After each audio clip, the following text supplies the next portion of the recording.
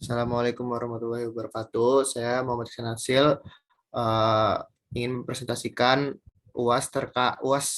mata kuliah perubahan iklim terkait perubahan iklim. Nah, untuk itu kelompok kami itu ada 4 orang. Yang pertama ada Azura Florenza 128 18017. Saya sendiri Muhammad Ihsan Nasil 128 18021. Ada Rositia Sutrisno 128 18036 dan ada Lintang Dia Siswati 128 18037. Nah, ini ada outline yang akan kami paparkan.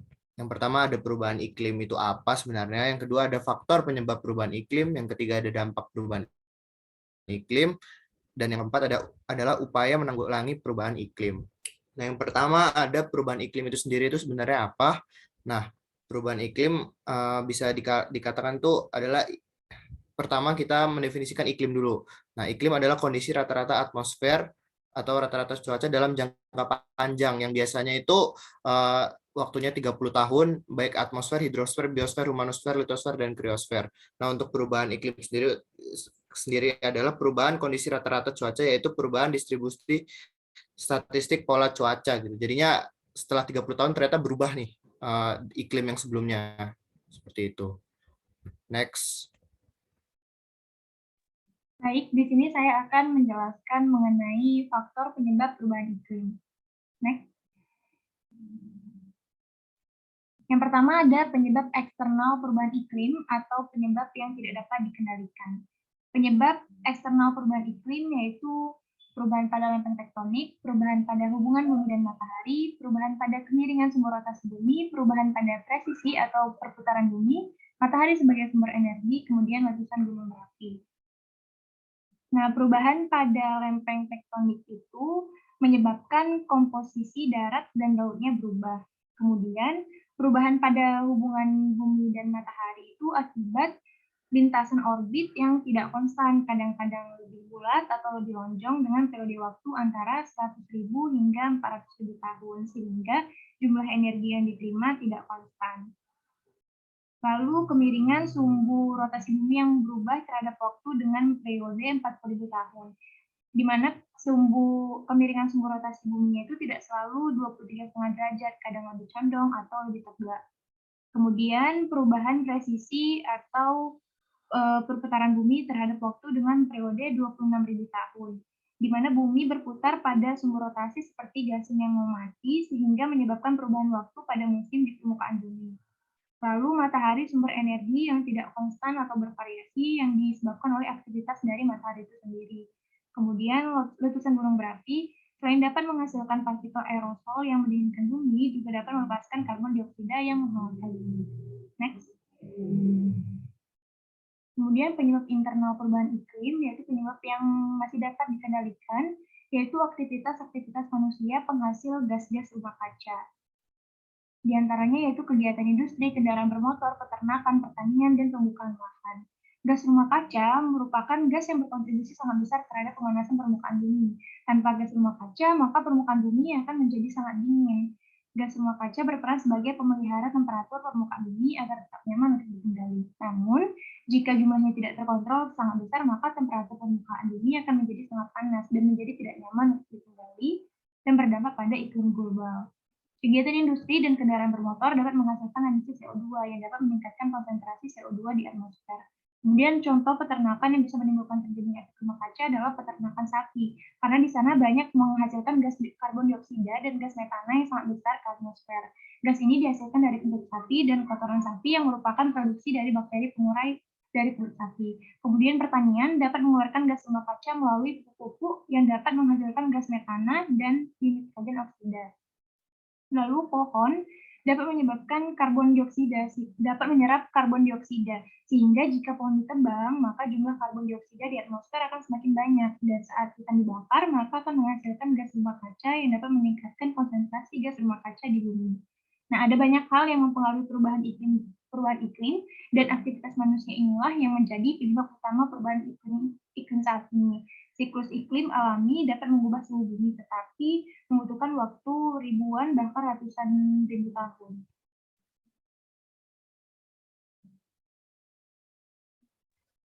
Baik, selanjutnya mengenai dampak perubahan iklim. Next. Untuk dampak secara global, yang pertama yaitu menurunnya kualitas dan kuantitas air. Curah hujan yang terlampau tinggi dapat menurunkan kualitas sumber air. Curahan air juga berpeluang langsung kembali ke laut tanpa tersimpan sebagai air bersih. Sementara kenaikan suhu dapat mengakibatkan kadar klorin pada air bersih. Lalu yang kedua, ada mencairnya gletser. Salah satu dampak paling jelas dari fenomena pemanasan global adalah mencairnya gletser di wilayah kutub. Kawasan yang semula dilapisi bongkahan es secara perlahan mulai menipis dan mencair hingga dapat mempengaruhi peningkatan permukaan air laut. Lalu selanjutnya ada perubahan cuaca. Akibat perubahan iklim ini, cuaca menjadi kerap tidak menentu dan sulit diprediksi, dan fenomena ini tentu saja dapat mengganggu aktivitas para nelayan, juga periode tanam para petani. Gangguan tersebut bisa menyebabkan gagal panen, bahkan jika terlampau parah bisa memicu krisis pangan. Next.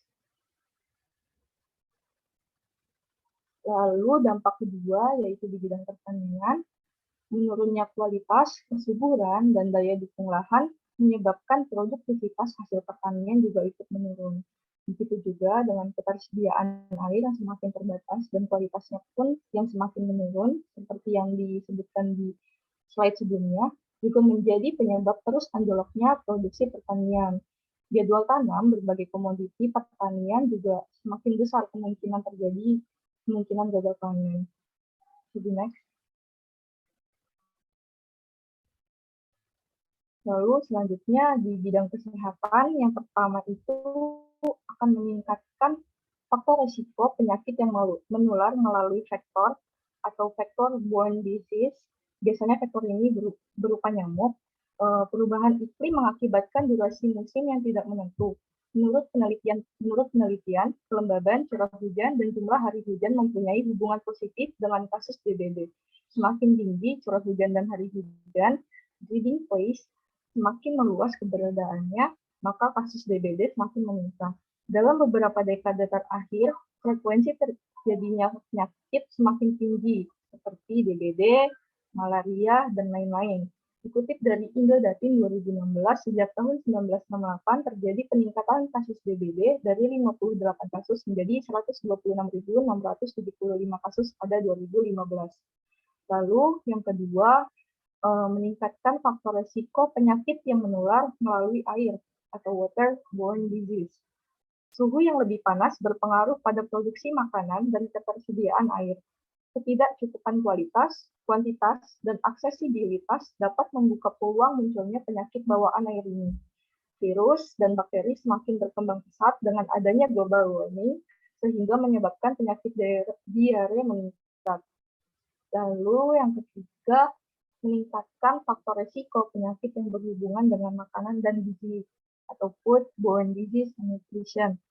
Perubahan iklim berpengaruh pada produksi pangan dan ketersediaan air. Gagal panen dan kekeringan akibat perubahan iklim dapat mempengaruhi ketersediaan pangan di tingkat masyarakat. Ketidakcukupan kualitas, kuantitas, dan aksesibilitas dapat membuka peluang munculnya masalah gizi. Yang keempat, meningkatkan faktor risiko penyakit yang menular melalui udara atau airborne disease. Perubahan iklim diperkirakan dapat berkontribusi terhadap masalah kualitas udara karena meningkatnya partikulat polusi udara dan ground level ozone atau ozon lapisan bawah yang dapat merusak jaringan paru dan sangat berbahaya bagi penderita asma dan penyakit paru kronis. Lalu selanjutnya, dapat meningkatkan faktor risiko penyakit tidak menular. Menurunnya kualitas lingkungan akibat perubahan iklim menyebabkan tingginya tingkat polusi lingkungan, mengakibatkan berbagai penyakit tidak menular, seperti kanker kulit, asma, penyakit yang disebabkan oleh gangguan imun, heat stroke, dan lain-lain. Lalu selanjutnya meningkatkan faktor risiko perubahan iklim terhadap kesehatan jiwa. Karena perubahan iklim ini, maka cuaca semakin tidak menentu dan bencana alam pun semakin sering terjadi. Sebagian besar dari korban ini, sebagian besarnya dapat beradaptasi dengan baik, namun sebagian lain akan mengalami stres, perubahan perilaku, dan dapat timbul gangguan jiwa. Namun resiko dan tingkat masalah kesehatan jiwa akibat perubahan iklim termasuk bencana yang ditentukan oleh besarnya derajat keterpaparan terhadap bencana tersebut, seperti faktor kerentanan, biologis, sosial, faktor ekonomi, serta stresor yang dialami. Bisa di next. Lalu dampak perubahan iklim selanjutnya yaitu kepunahan ekosistem. Kemungkinan terjadinya kepunahan ekosistem pada spesies hewan dan tumbuhan adalah sekitar 20-30%. Hal ini terjadi jika bertambahnya konsentrasi CO2 di atmosfer serta kenaikan suhu rata-rata global sebanyak 1,5-2,5 derajat Celcius, yang kemudian akan turut meningkatkan tingkat keasaman laut. Hal ini kemudian akan berdampak negatif terhadap para organisme laut seperti terumbu karang, hingga berbagai spesies yang hidupnya bergantung terhadap organisme tersebut. Next. Ya, baik. Selanjutnya mengenai upaya untuk menanggulangi perubahan iklim. Next. Yang pertama, ditinjau dari sektor energi ada beberapa hal yang bisa kita lakukan. Yang pertama, dengan mengurangi subsidi bahan bakar fosil, kemudian mengadakan pajak karbon yang nantinya akan digunakan untuk bahan bakar fosil, menggalakkan kebiasaan untuk menggunakan energi terbarukan, dan menetapkan harga listrik bagi EBT, juga subsidi bagi para produsen. Next. Kalau dari sektor transportasi, kita bisa menggalakkan penggunaan biofuel, terus mewajibkan penggunaan bahan bakar dengan standar CO2 untuk alat-alat transportasi di jalan raya, kemudian dengan merancang suatu kebutuhan transportasi melalui regulasi-regulasi penggunaan lahan dan perencanaan infrastruktur yang baik, kemudian bisa memilih menggunakan transportasi tidak bermotor dengan menggunakan fasilitas angkutan umum. Jika dari sektor industri, kita bisa memberlakukan standar terhadap subsidi, kemudian menggunakan pajak untuk kredit, juga dengan adanya perjanjian sukarela.